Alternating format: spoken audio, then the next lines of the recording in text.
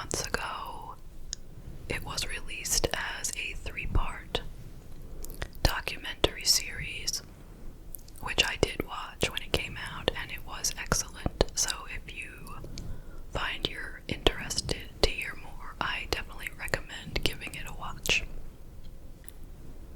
Anthony Templet was 17 years old at the time of this crime. But let's go back and give you some information on his childhood. He was born in the year 2001 in Louisiana. He had 2 parents. They were not married. His father's name was Bert Templet, and his mother was Teresa Thompson. When Teresa first met Bert, she was going through a rough time in her life. She had recently divorced. She already had 2 children, and she was working full-time in a crab restaurant. And their relationship started off really nicely. He was a lot of fun, and they were very happy together. After some time dating, the 2 of them moved together to Texas, and that was when things started getting violent. And a couple years in, she got pregnant with his child, and she gave birth to Anthony. He would beat her so badly sometimes that she couldn't even get out of bed for a week. And she just became too afraid to leave him at that point, Things were so bad. But she knew that, or she felt that if she tried to leave him, he would probably kill her.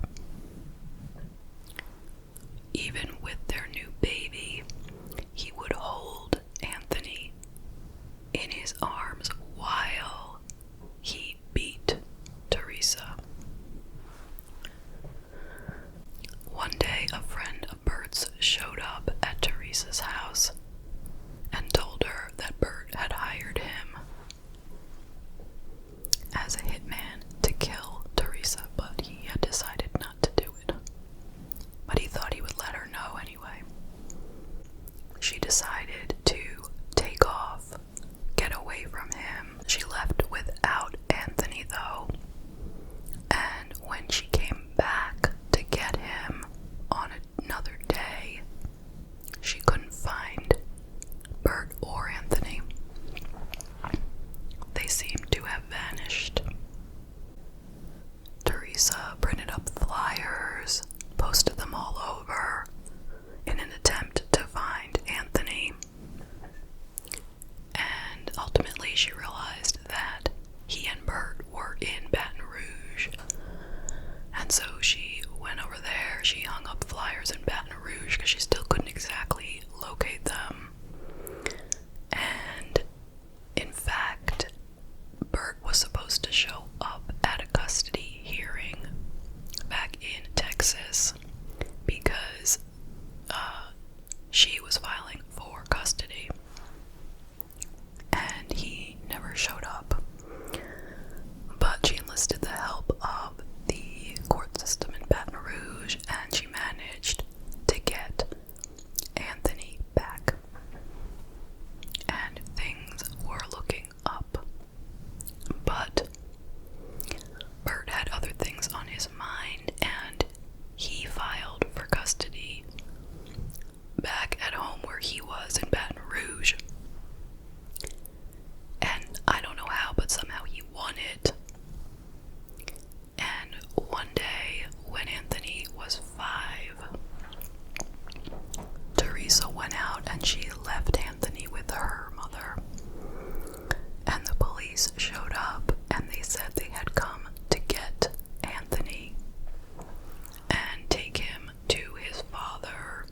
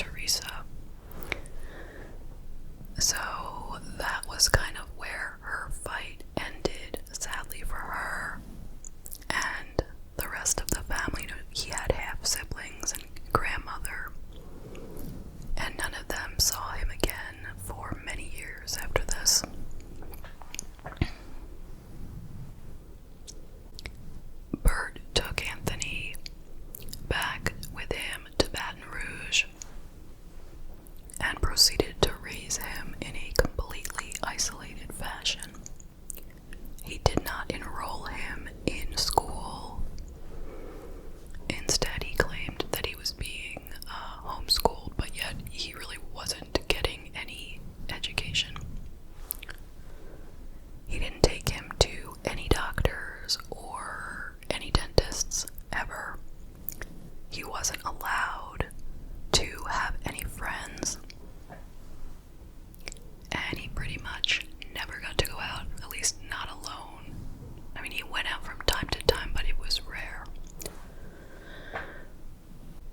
When Anthony was 7 years old, Bert met a new woman named Susan.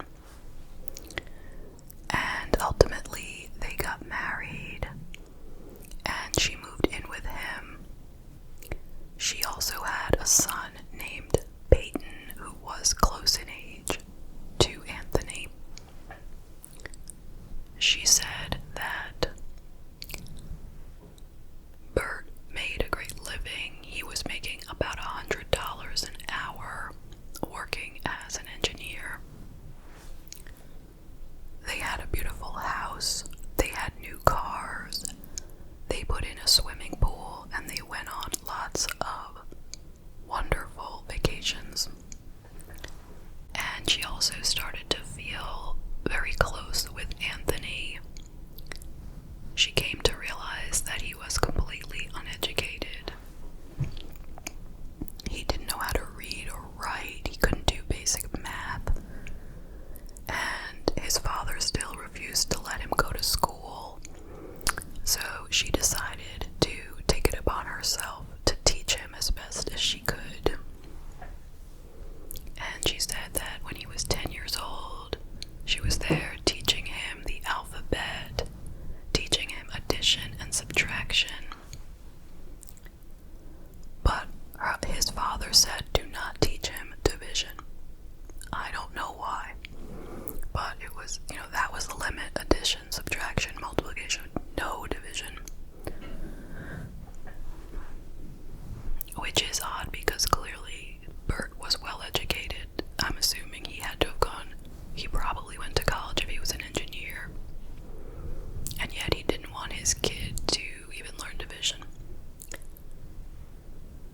Even with his brand new family, Bert continued to behave in an abusive manner towards everyone in his home. He was constantly yelling, throwing objects, hitting people, amongst other violent activities. He was trying to control everyone. He kept an eye on everything that was going on in his house. He had a whole bunch of cameras inside and outside the home. He was always watching. He also put GPS tracking apps on everyone's phones and kept track of where they were, especially Anthony.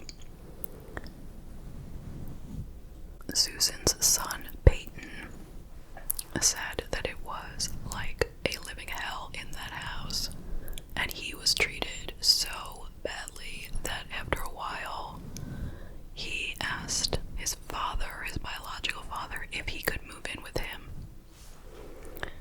And of course he agreed after hearing what was going on there. He even called the police to report it, but nothing came of that. So now it was just Susan, Bert, and Anthony living in this house. And things were getting worse and worse for Susan. She was beginning to fear for her life. In early 2019, Bert and Susan were in yet another physical fight, and he said to her, quote, "You have no idea what I'm capable of, little girl." And so she left because she did have an idea what he was capable of, I guess. She left him and she filed a restraining order against him.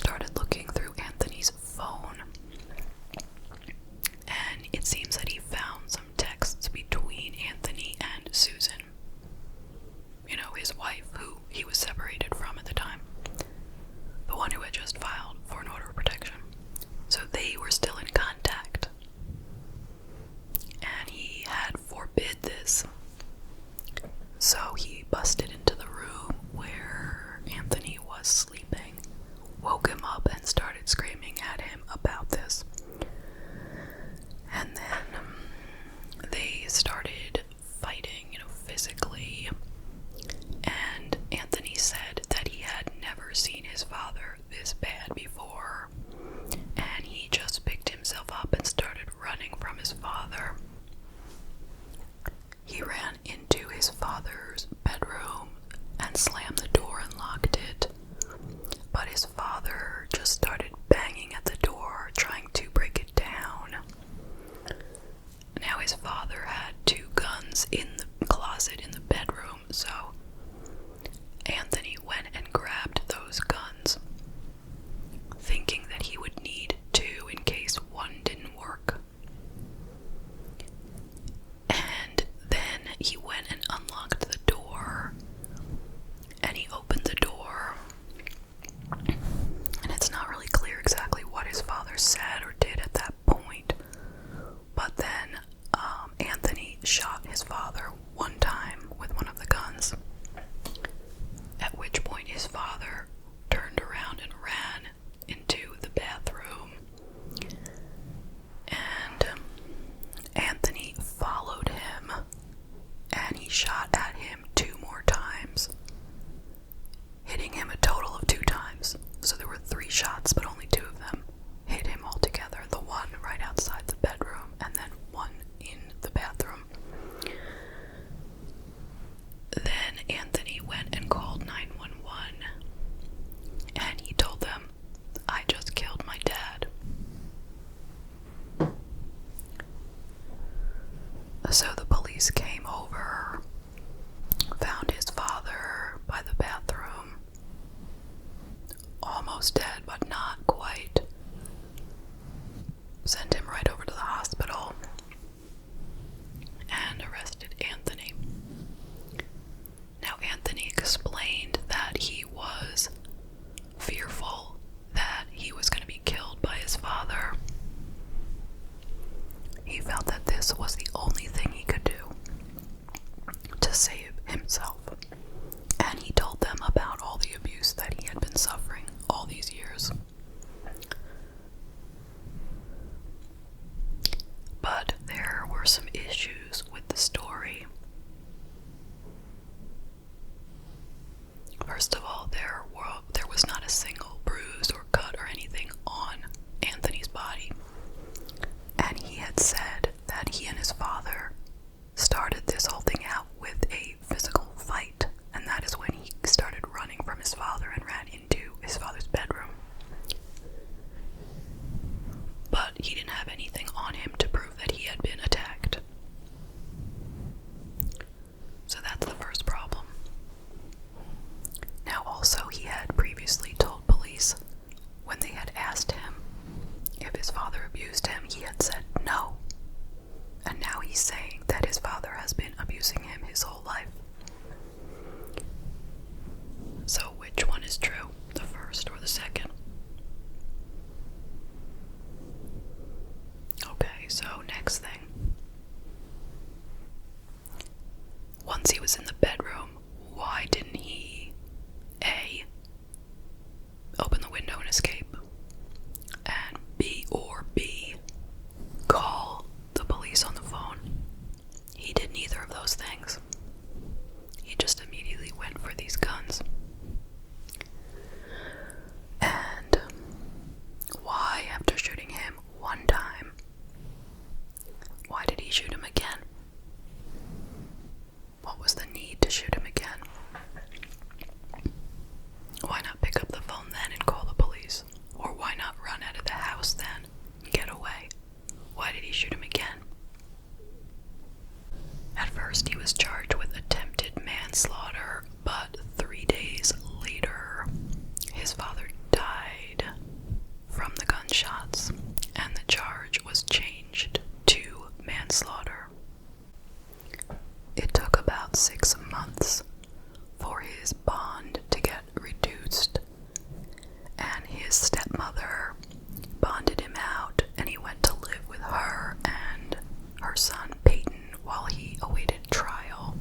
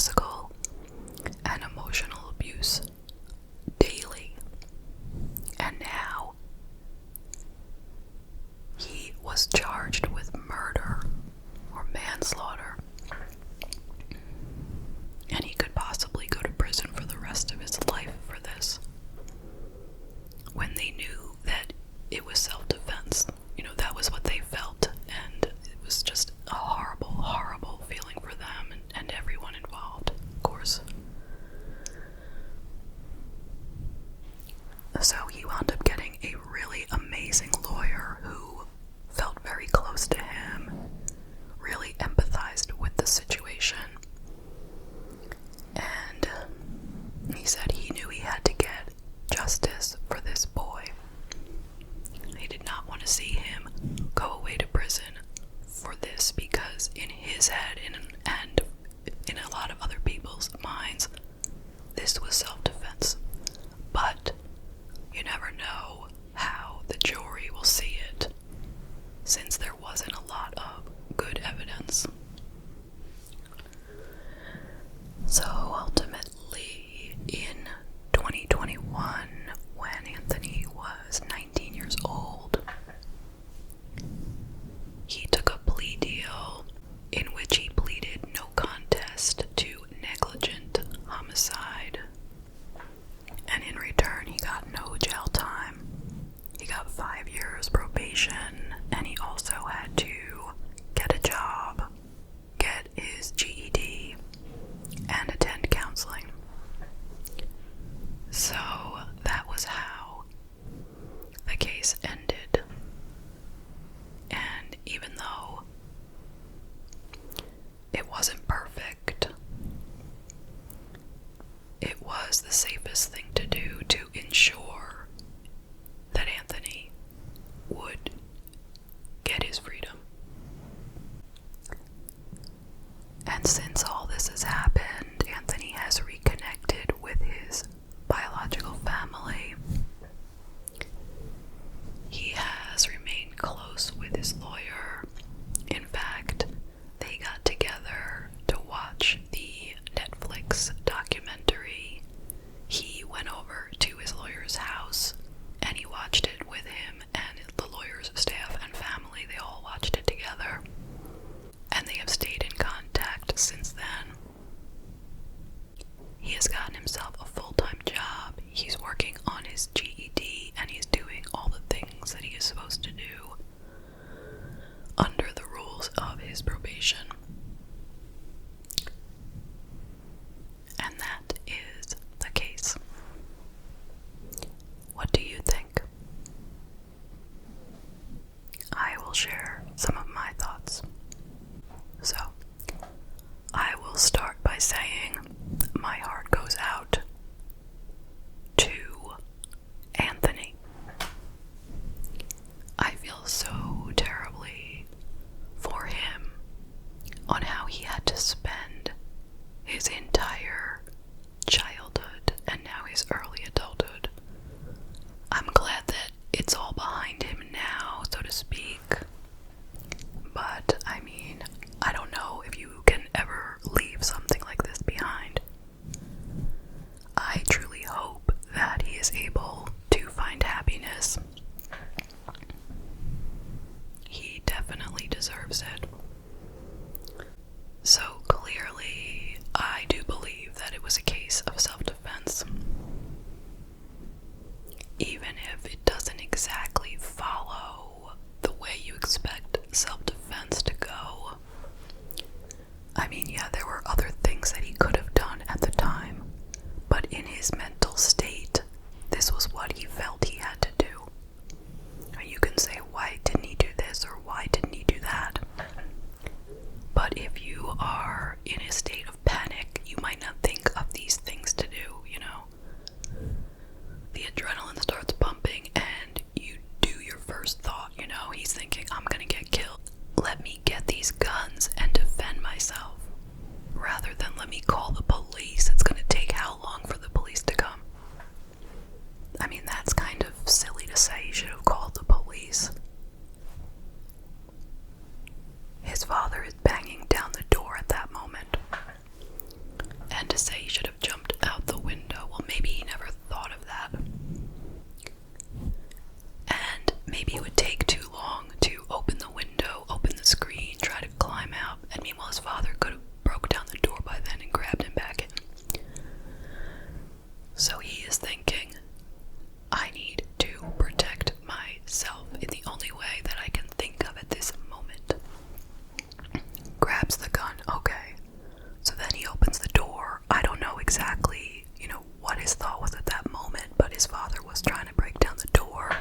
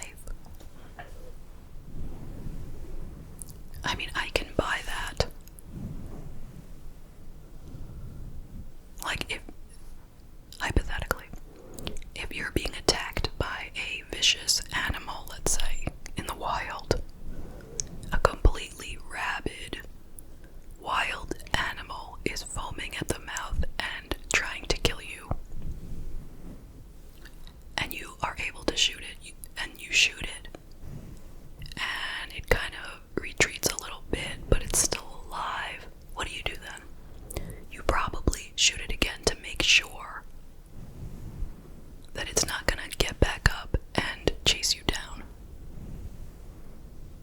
Right?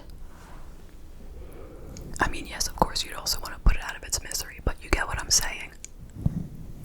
So anyway, not to go on forever and ever, but I think he was warranted in what he did. I mean, it is unfortunate that this is how it went. Because I feel like, somebody should have gotten this resolved somehow earlier. And it was unfortunate that this kid had to figure out what to do on his own. And this is what he came to. I mean, look at how he was living for all this time, that poor guy. And I didn't mention it, but when he was interviewed by the police, he had such a flat affect. He just had no emotion whatsoever about anything. He just looked like the most depressed person you have ever seen. I mean, they might have took it for him having, no remorse and being cold and that kind of thing, but no, he was just a broken guy, you know what I mean? And I will say that when I watched the first episode of the docuseries, I wasn't sure, like, the first episode only gives you so much.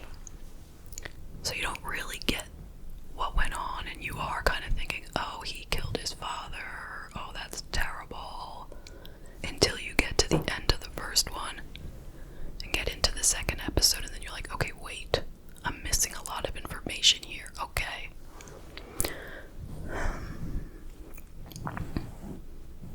So this is a case where we can blame the victim, in my opinion. It was the father's fault that he got killed like this, if you ask me. I mean, I don't believe in anyone killing anyone except in self-defense, okay? And I do feel that this was self-defense.